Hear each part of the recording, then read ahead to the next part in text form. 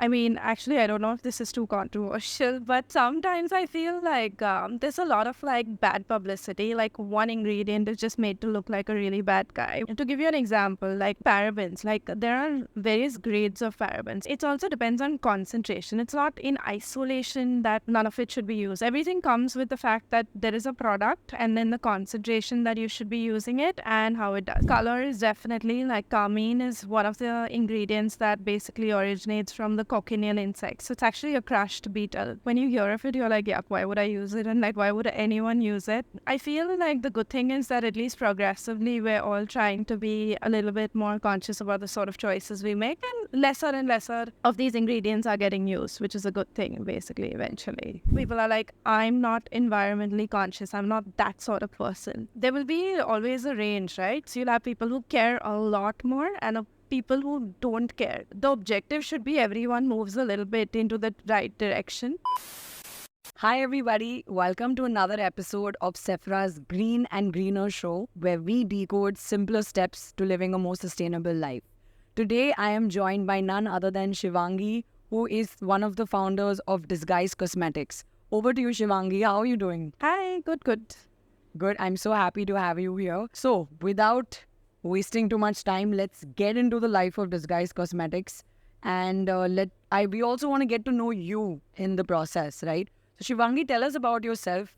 How did you get into the world of disguise? Give us life pre-disguise, basically. Actually, for me, it's something that I feel like I've been working in the beauty industry for centuries. I don't want to tell you how old I am, but I feel so several years in the beauty industry, and like I worked with multinationals in terms of the makeup space, skincare, hair care. So that's literally been my universe. I feel like I've always been super interested in makeup because I've always loved colors. I love painting. I wish I was an artist. That is my aspiration, but clearly not good enough. So colors is something that has always interested me. And I like to believe I'm an artist at heart, but not really in the reality. So makeup is a very natural progression for me. So actually, disguise was something that just happened to, like, it's like friends having coffee together, and that's how the journey for disguise started. While working at, I was working in some company, and we used to work in the research space. So all my life, we worked behind the scenes, working at, creating the products, working with what goes into it. And one of the things we realize is that a lot of makeup products continue to use animal-derived ingredients. And this is something that, people were not aware of. Yeah, so I think it was one of the things that we were really surprised as to how a lot of people are not that informed in terms of what all goes into makeup. Yeah. And considering the fact that a lot of makeup products first continued to be tested on animals was something that was really surprising to us. Because actually the science did not make sense as well. So you cannot correlate the results of the testing is done on animals with a very high dosage, which is not replicable to, the human population. So it wasn't even something that made sense but continued to happen. So at that point, we really wanted to create more of a brand that does not harm any living being while creating makeup. And we wanted to also to make sure that most of our shades are made such that they're suitable for Indian skin tone. Because 5 years back, which is when we started, most of the makeup brands that existed were always multinationals that were largely created more for skin around the world. Whereas in India, actually, you have the highest number of different skin tones anywhere across the globe. So we just felt like there was something that we'd like to do in terms of having shades that are more for India, as well as like the textures of India, as well as the sort of climate we live in. So that's how we started. It was literally just a coffee conversation where we were like, let's do this, and that's how it started. So I don't have an elaborate story. No, but that's extremely interesting. So y'all were all three of you were in research for like in the cosmetics industry. Wow. So why can you tell us more? Like, so you all became friends while working. So I don't know if we were friends, frankly, but I think we've become friends over time working together. We were colleagues and like definitely liked hanging out with each other. But it's been amazing considering that, like these are people like we used to know. I mean, we were working together.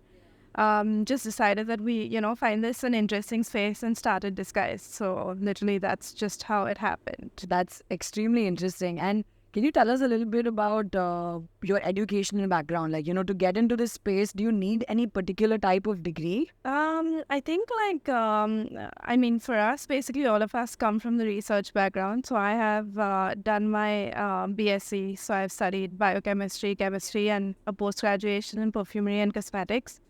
Whereas my partners basically come from an engineering. One of them comes from an engineering background, and the other one has done an MBA. So it's very, very different. But for us, we all come from the side, the research background, and something that's always interested us. It doesn't necessarily mean you need to study something in very specific. You have to have an interest in chemistry. Largely, that's what is required. Besides that, there are lots of courses, engineering, if you want to look at more of the operation. So there are a lot of aspects of creating makeup as well. So it really depends on what is interesting to you, and you should take that up, basically. Awesome. We're really interested in the beauty industry as a whole.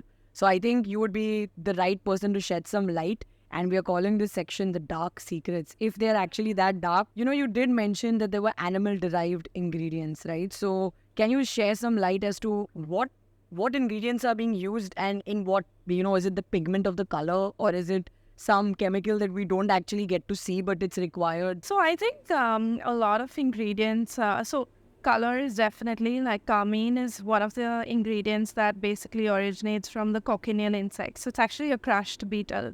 When you hear of it, you're like, yeah, why would I use it? And why would anyone use it? Yeah. But in addition to that, you also have a lot of ingredients, like you have keratin, which is milk originated, or beeswax, which is from the honeycombs. There used to be a lot more ingredients as well, but over time, I feel people have found more synthetic replacements over time and kind of tried to replace them as well. Because you also had fish scales that you use for shiny pearl pigments. You used to have keratin from horns and hoofs that you basically got from animals. But I feel like the good thing is that at least progressively we're all trying to be a little bit more conscious about the sort of choices we make, and lesser of these ingredients are getting used, which is a good thing basically eventually. So yeah, and also animal testing is kind of not being done anymore, largely is what I believe. So yeah, so that's another good thing. So, I know it's definitely decreased in the last, I would say, 10 years, especially the amount of animal testing, as you're saying, or animal ingredients, let's say that. But for the brands that still use it or are still not, PETA-certified, for example, is there any way in which the industry can be better about that? Are there any easy switches? I think it's a definitely easy. The thing is again, with makeup, I feel it's again an easy choice to be making the vegan choice, because it's also not something that you're kind of compromising in terms of quality, or it's not a difficult change, frankly. So it's something that you can easily do. In terms of even the industry, I feel everyone is trying to make those changes. It's just sometimes it's easier and harder, especially, for example, if you need to look at completely natural colorants. Carmine, though it's insect origin, does come under the classification of natural. So therefore, if you don't have too many choices, then you go for that versus the other. But I feel what is nice is people are getting a lot more aware of it, are making the choices, and it's constantly improving, which is only a good sign for everyone. Got it. That's awesome. The three things that I, especially as a consumer of these things, not the manufacturer, I've been listening to a lot of, your products need to be paraben-free, lead-free, sulphate-free. So how harmful are these ingredients actually, and is there any short-term, long-term effects that we should know about? I mean, actually, I don't know if this is too controversial, but sometimes I feel there's a lot of bad publicity. One ingredient is just made to look like a really bad guy without actually really looking into things sometimes. To give you an example, mineral oil, is made. I know the origin is petrochemicals, so it definitely has. The origin is not great, but sometimes it's the most inert material and the most safe in terms of sensitive skin, or it'll not cause any reactions. It's a very good, it forms a great film in terms of keeping the moisture So from an actual use perspective, it's great. The same way with parabens, like there are various grades of parabens. You have methyl, propyl. It's not just parabens. It's just that it also depends on concentration. It's not in isolation that like none of it should be used. Everything comes with the fact that there is a product and then the concentration that you should be using it and how it does. Definitely, there are some parabens that cause hormonal changes, etc. And that's why it has some amount of the bad publicity as well. Um, lead, of course, is very harmful. So it's not that all of them are terrible, definitely, but some of them are not as bad, but are also made to sound a lot worse than they are. And even in terms of sulfates, frankly, sulfates are actually bad for the environment more than anything else. So I definitely think I'm glad people will use lesser of it. But it's actually not as it's not as bad for you in terms of your skin, etc. It's more like it's environmental friendly. It's not as environmental friendly in terms of its degradation. And a lot of times also people talk about, makeup being sulfate free, which is actually irrelevant because sulfates is more relevant in most of the times more washing products or cleansers and things like that. So I feel like then when you have sulfate-free eyeshadow, it's irrelevant, right? Like nobody is using sulfates in eyeshadows anyways. But then it becomes like a marketing thing. Then it's just it's sulfate-free. Then you just use words without it actually making any sense. But yeah, I guess that's how it is. It's like in the food and bev industry, like gluten. Some products just don't have gluten ever. They've never had gluten, but now they're like, we are gluten-free because they're trying to appeal to a segment that is looking for everything free of this, free of that. It just sounds like it's better, I guess. True that. We've done a little bit, overview of the beauty industry. Is there anything else you want to add on? That also, maybe not disturbed you, but made you think back when you were in the beauty industry that made you switch to disguise? I feel like largely it was just something that, we wanted to kind of create. Another thing I feel like I've changed a lot, with disguise is in terms of my personal, being more conscious as a person. So I've not grown up being super aware of the environment or the impact or anything, to be very honest. But over time with starting disguise, actually meeting people, just learning about a lot more of the plastic consumption, what we can do to change things. I won't say I've become incredibly I've not become someone who creates no waste, because that would be a lie. But I definitely feel I'm at least thinking about what I'm using and at least thinking about what I can try and do better, which I think is something that in a personal front, I think it's a great change for myself. Yeah, that's the first step, right? You need people to take cognizance of the fact that, okay, I am messing up or I am doing something. Yeah, and a lot of times, since we do a lot of events, people are when they ask you why are you vegan? I'm not vegan. Yeah. Fair enough. You don't need to necessarily be vegan.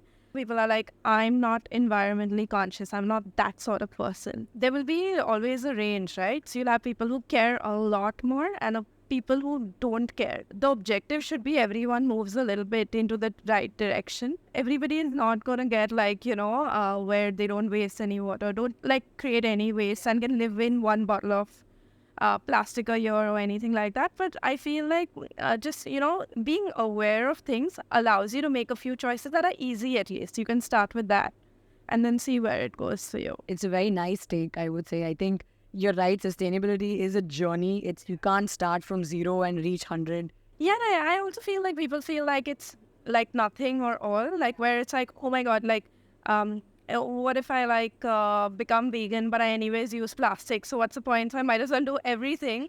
But I don't think it can be one thing is better than nothing. Exactly. So you try one thing one day, you try the next thing one day. So I also share a very similar philosophy when people do ask me, if they do, few people, but if they do ask me about plant-based, how do I get it? What do I do? I'm stressed. I don't know, man, I have to give up this, give up that. I'm just, you need to take it as slowly as you want to do. You can literally try, because there are so many components. For example, even in dairy, even in meat, right? For example, like you can start one day, okay, I'll start with once a week I won't have dahi. Thrice a week I'll try another replacement. I'll try a substitute. I'll do this, I'll do that. And then you take it from there. So one by one you can eliminate or not, or try some other strategy, because everyone's different, right? So what works for you might not work for me and vice versa. So it should be a comfortable journey, and everyone should be happy about the steps that they're taking. So yeah, I completely agree with you in that regard. So you sort of already brought in my next question, which was, zooming into disguise, talking about the ingredients that, the raw materials that go into each product at disguise. How do you ensure that all of these ingredients are sourced sustainably or are as ethical, as you are putting on the label? So this is another thing I feel it's really hard to control in India because we don't have regulations. It's very self-regulatory.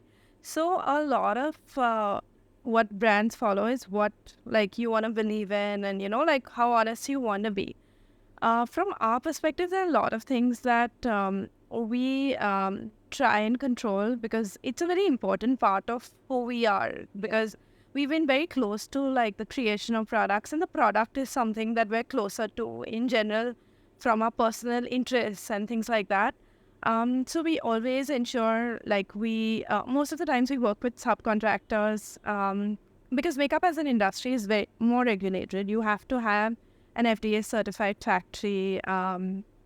And from those aspects, we've known these vendors for years. So it's a lot about relationship, trust, things like that. So we usually work with only vendors that, we know well, and like we obviously have to believe them at the end of the day. And we get a lot of the certifications. We have some questionnaires that we need to fill out from them as well as the suppliers to make sure that everything that we're doing, we are not like using anything that's like animal derived, or it's not even used even while creating the raw materials, right? Because there are multiple processes of checks in terms of when they're creating the raw materials, are they using any animal derived ingredients or any of that. So we work very closely with our vendors or suppliers, etc., to try and see that we're able to control this part of the process. There are a lot of aspects, even like, you have MICA, which is a very big ingredient used in the makeup industry that has child labor is a big concern. So we always want to make sure that we know where the source of the MICA is, things like that.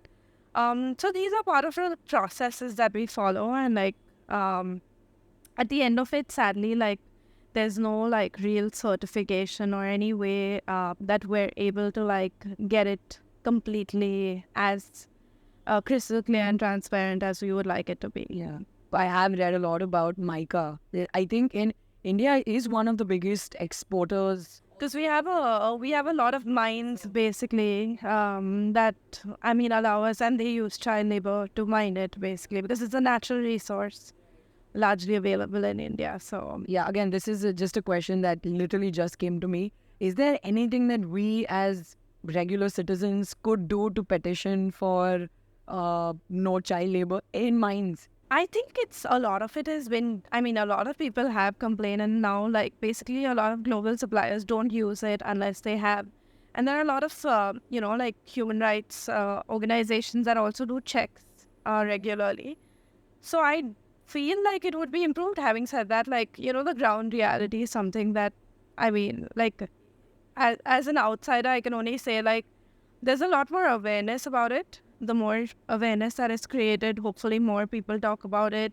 There is more pressure. At the end, like it's only about like, all the things that you do, talk about it and awareness, and then maybe over time it does not happen. And maybe it's not happening anymore, but it's something that... Yeah, no, I'm pretty sure it's happening. It's just something that would be difficult for you to know unless you're in that, like, on the ground reality, something that's always like a little harder to tell. Again, about disguise. So currently, how many products or like SKUs do you have? A lot more than we should. We have about 75 SKUs currently. But that's what makeup does, because you have a lot of different shades in every product. So you have a lot more variety because of... that does make sense. So is there anything new, exciting for the foreseeable future that you can share with us without of course, revealing too much. Um, we done 5 next month. Wow, congratulations.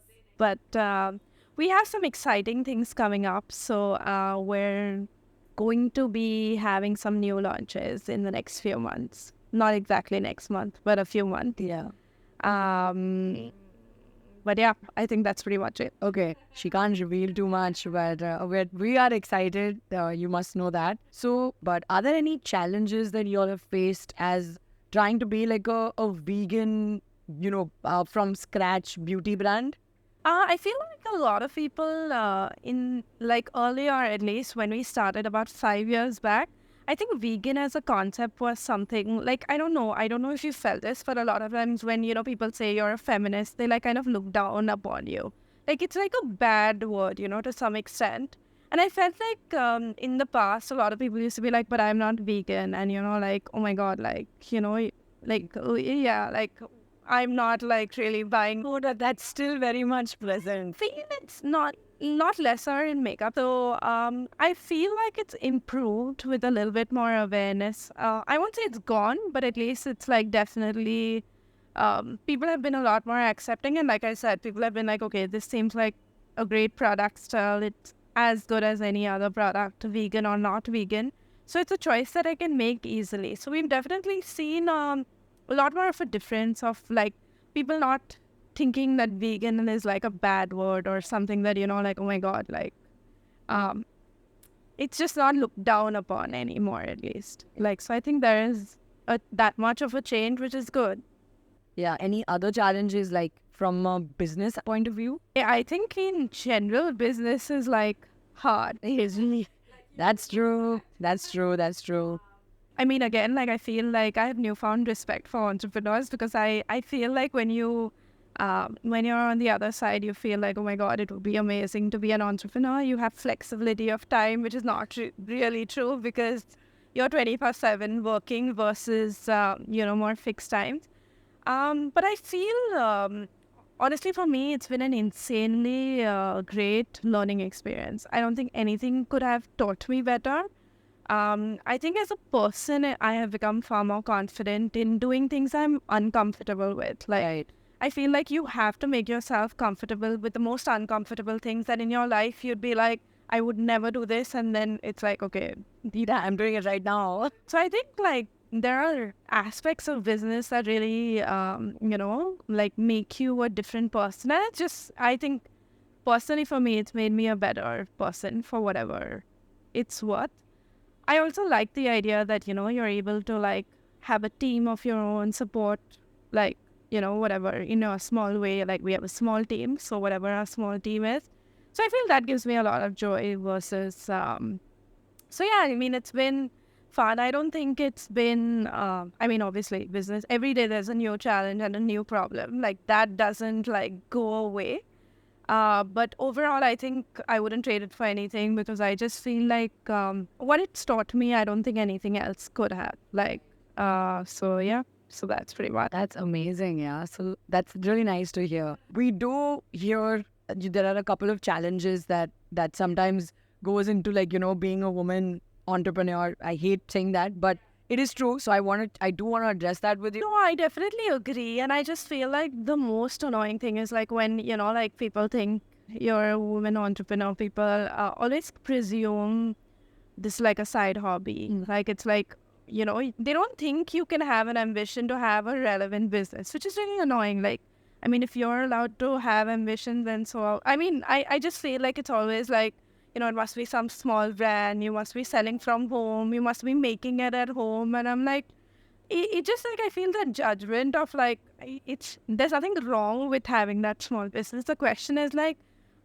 people automatically just presume if I had to say the same thing versus like someone else, they automatically don't take you as seriously and always presume that you're just trying to like occupy your time versus, trying to build something, which I find irritating, but I think you get over it considering like, I do feel like overall as a society, I mean, that's how it is like, and it's everywhere, right? And we have to make a conscious effort to change it.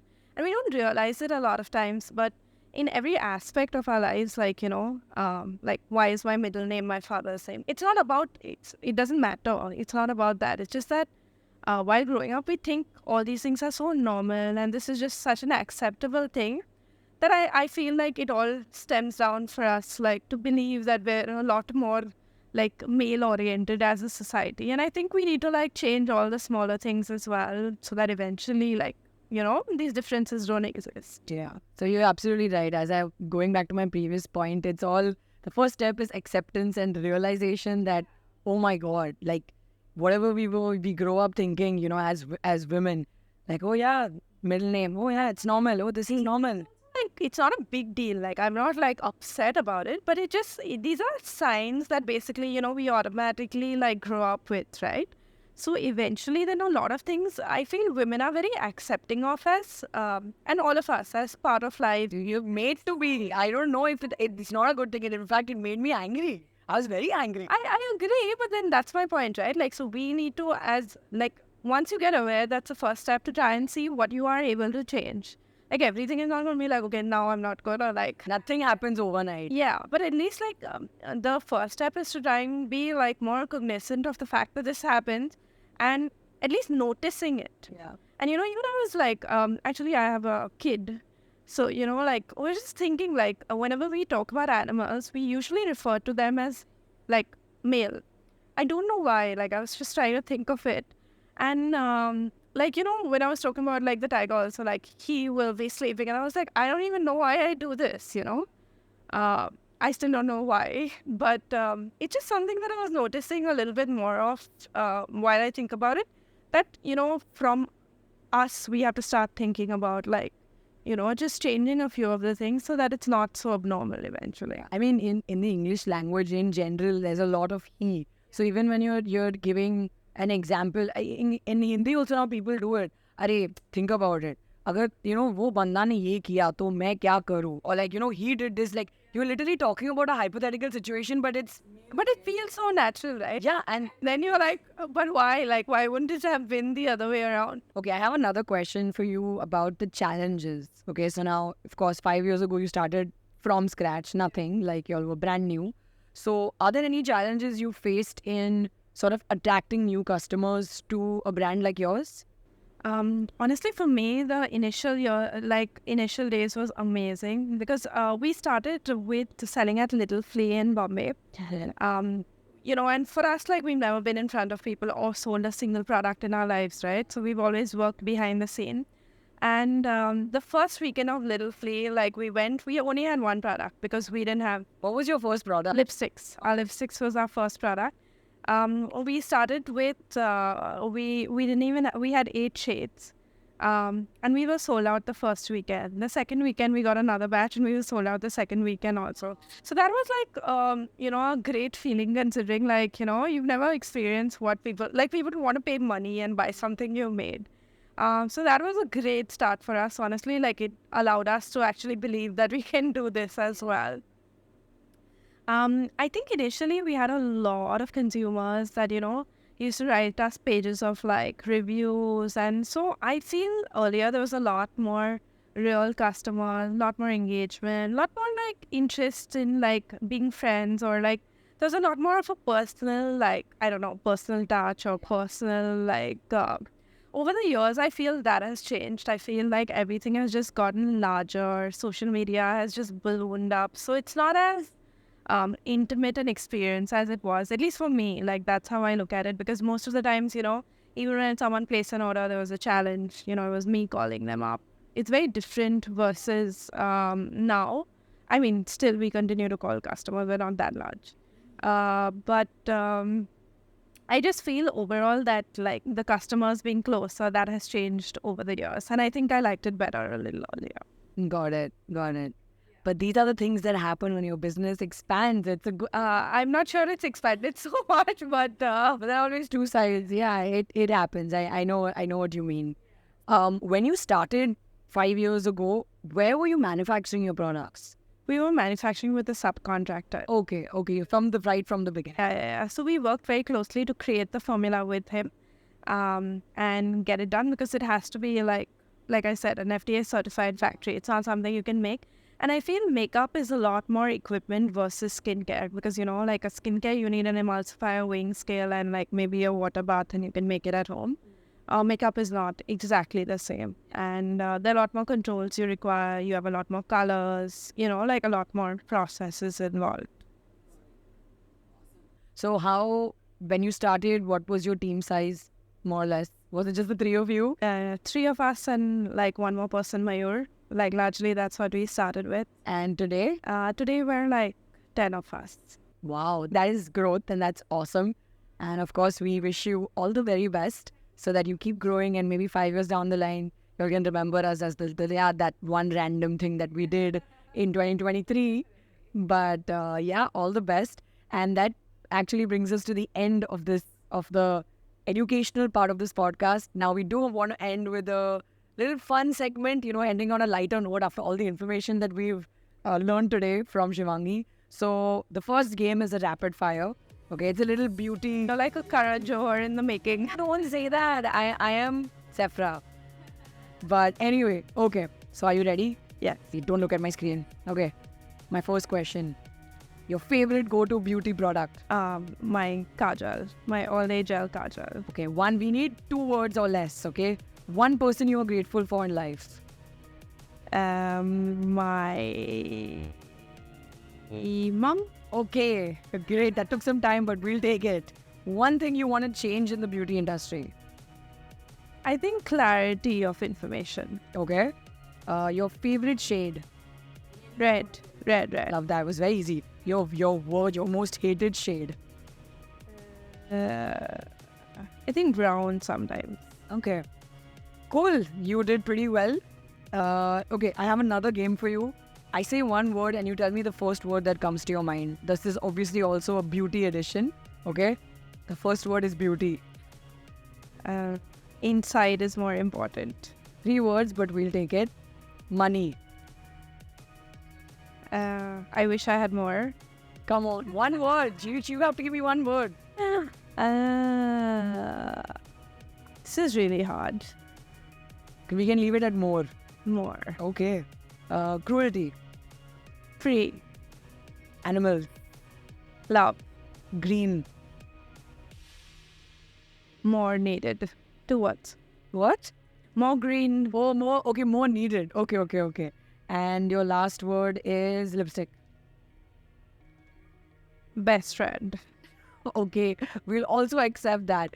But It is like hyphenated. yeah, that's why we'll take I it. guess. We'll take it. Okay. So this brings us to the absolute end of our amazing episode with Shivangi from Disguise Cosmetics. Thank you so much, Shivangi. Thank you so much. And I hope you had a good time. Yes. Definitely. Okay, we say bye-bye.